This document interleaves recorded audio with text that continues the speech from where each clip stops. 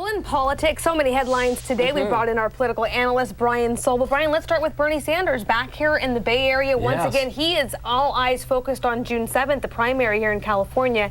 How important is California to him? And even when you're talking mathematically, this uphill battle, even that he admits is uphill.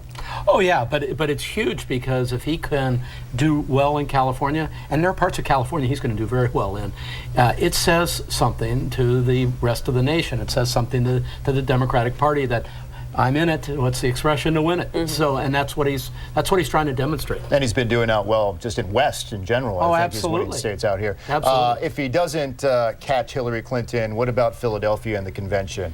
Well, how far does he really think he takes this? The key, Mike, is whether they can peel away the superdelegates.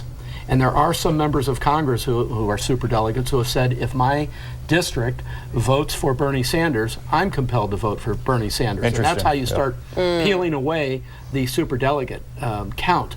Whether he can do that in large numbers, that's going to be the question. Well, we were talking, too, about the momentum that Bernie Sanders still seems to have. I mean, he packed San Jose. Lots of people expected in Vallejo. You were talking about people lining the overpass there in Berkeley. But I want to move on from Sanders for a moment and talk a little Donald Trump. And talk about this list of potential Supreme Court justices.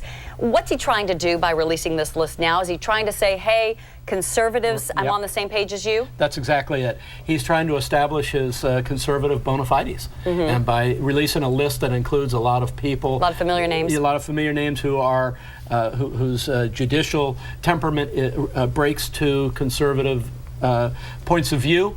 That says he is maybe a conservative. Does it do him good? I don't know that it does. Most people, I mean, if you give a still test, trying to stay in the headlines. Well, yeah, like, right? And if you said to people, "Hey, I'm going to give you a list of those people released today," you wouldn't find very many people that even know one name on that list. Well, Brian, I've heard that be referred to as a conservative dream team list. And along the same lines, I've heard critics today say, you know, he's a chameleon. He knows how to act and what to say to the right people.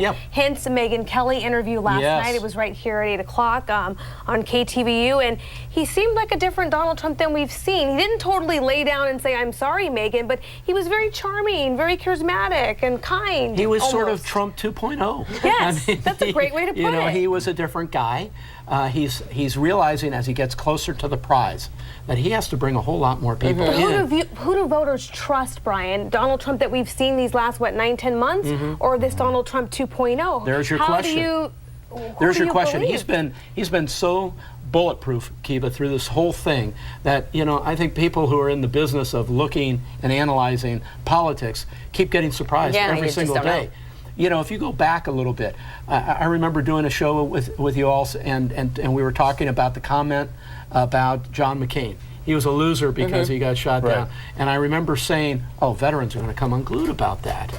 Didn't happen. Then he comes out and he makes comments about women and comments about immigrants, and you keep saying every single time, gonna be the thing. No, he just sloughs it off and keeps moving. And that was at that interview last night. He was a new Donald Trump, but he seems to get away with being a new Donald Trump every time he comes out. Have you heard any chatter in regards to a running mate? In regards to Donald Trump, if he's actively searching, he's got a short list. I think most people in this business know he has a short list. You know, 10 people, 15 people.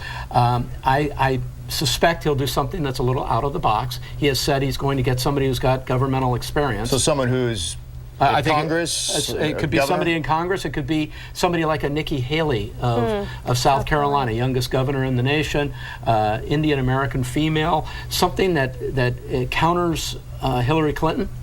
That could possibly be the way that he goes.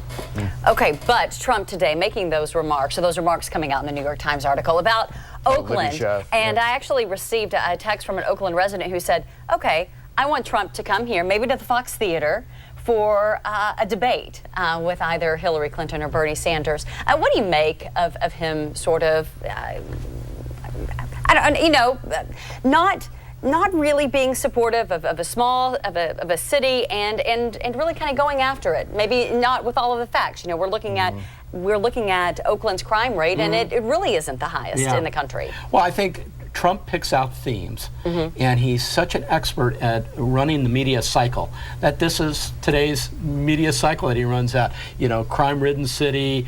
You know, again, I'm going to be the new sheriff in town. I'm going to make the difference. We'll see. But he has just really flipped the whole paradigm upside down because he's so good at getting media.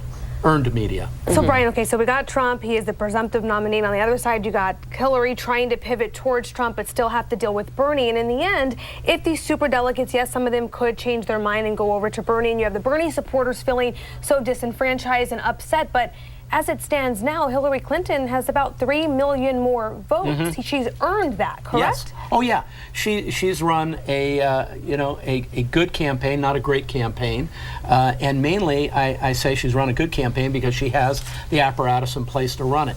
She is not still, though, connected with people. If you look at the different groups that are look surveyed, at the rallies just today. Right. The Sanders rally here in San Jose. Right. No, he is attracting people who want change, which ironically are people like those following Trump. They want change, and you've heard me say it before. They meet kind of on the backside Like because what happened they in both, Nevada. they want to see government be different. And so whether you're a Bernie Sanders fan or a Donald Trump fan, you may choose either one for different reasons, but some of the same core problems exist that attract those people to both those camps. And that's the reality of it. I'd like to see Clinton and Sanders debate in California before June 7th. I know he wants it. He wants it, yeah. I know she talked about it earlier this year. Exactly. But well, it's up in the air, but it would be really nice right to here see at the that. Fox Theater. Yes. Right here in Oakland. Right here, right under these lights. And then maybe Trump can make an appearance as well. Right here. Yeah. Thanks, Brian. Thanks, Brian. You're very welcome.